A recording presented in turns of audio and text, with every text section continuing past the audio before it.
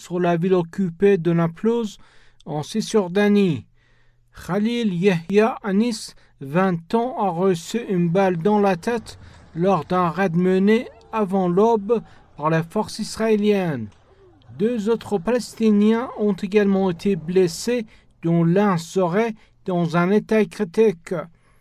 Selon l'autorité sanitaire palestinienne, 170 personnes ont également été soignées pour suffocation provoquée par le gaz lacrymogène. Les troupes du régime ont eu recours à des balles réelles et à des gaz lacrymogènes alors qu'elles encerclaient une zone pour démolir la maison d'un Palestinien qui a mené une opération anti-israélienne et a été arrêté le 13 février. Israël a intensifié sa répression meurtrière contre les Palestiniens ces derniers mois. Au moins 160 Palestiniens, dont 26 enfants, ont été tués dans des attaques israéliennes dans les territoires occupés jusqu'à présent cette année. Les experts de l'ONU ont exprimé leur inquiétude quant à l'usage excessif de la force par la police française, exhortant Paris à procéder à un examen complet de ses méthodes de maintien de l'ordre. Les experts réagissaient à la réponse de la police française aux protestations nationales contre la réforme des retraites et aux manifestations contre l'installation de bassins d'eau géants controversés. Ils ont déclaré que le manque de retenue dans l'usage de la force contre les manifestants est antidémocratique et soulève des inquiétudes quant à l'état de droit. Les experts ont ajouté que le nombre de personnes blessées lors des manifestations françaises et la gravité des actes de violence signalés sont alarmants. Ils ont également appelé le gouvernement français à permettre aux manifestants d'exprimer leurs préoccupations et à garantir le droit de manifester pacifiquement. Les experts de l'ONU avaient déjà exprimé leur inquiétude quant au maintien de l'ordre en France lors des manifestations pendant le premier mandat du président Emmanuel Macron. Les détenus administratifs palestiniens dans les prisons israéliennes sont prêts à entamer une grève de la faim illimitée dimanche pour protester contre la politique de détention inhumaine du régime. Les prisonniers avaient précédemment annoncé le 18 juin comme date de début de leur grève. Les organismes de défense des droits de l'homme qui surveillent la situation des prisonniers palestiniens indiquent qu'ils attendent toujours la réponse des autorités palestiniennes à leurs demandes. Leurs principales demandes sont la fin du régime de détention administrative et la libération rapide des détenus administratifs, en particulier des femmes, des enfants et des malades.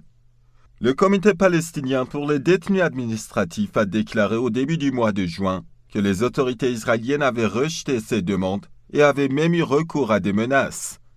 Il indique que le nombre de détenus administratifs palestiniens avoisine désormais les 1100.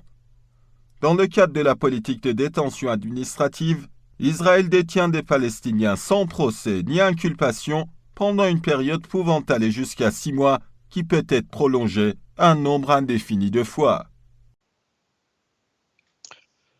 Vous savez que c'est la question des détenus administratifs palestiniens par l'entité sioniste représente une vraie entrave et atteinte aux droits de l'homme, parce que presque aucun pays aujourd'hui accepte de détenir des personnes, des femmes, des enfants, des vieux, des malades, sans jugement, sans inculpation.